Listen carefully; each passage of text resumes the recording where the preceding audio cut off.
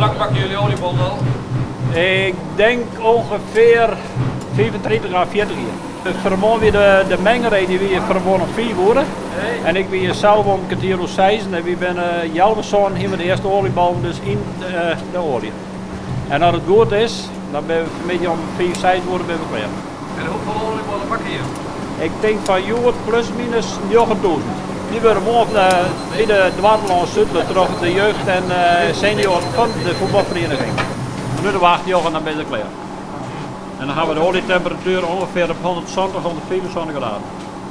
En er zit er eigenlijk constant op, want die ga je een thermometer en er zit een alarm op. Zodra er boven de 174 graden komt, dan je altijd lawaai. Je doet er wat gisting, je doet er wat melkpoeder, je doet er wat wasterzoeker in en je doet er wat zout in. En dat is ons mengsel om een goede oliebal te krijgen.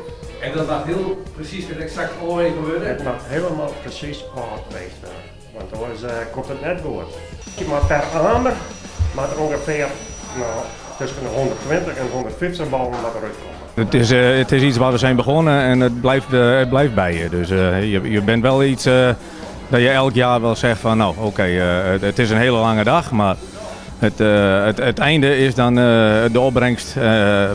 Als de actie geslaagd is, ja, dan zijn wij ook blij. We hebben het al een keer een scorebord bij het hoofdveld en de dugouts zijn mede door ons daar neergezet.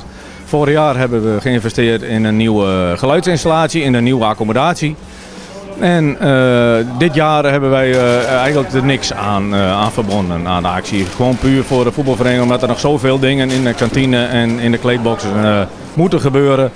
Het is een hele organisatie, we hebben er ook een draaiboek van. Dus als wij bij elkaar komen, dan weten we ook precies hoe staan we ervoor. Gaan de jongens door die vorig jaar er ook bij waren. En zodra dat in werking is, dan gaat het zijn gangetje wel weer. Vroeger deed je het in de kleedkamers van de voetbalvereniging. Hè?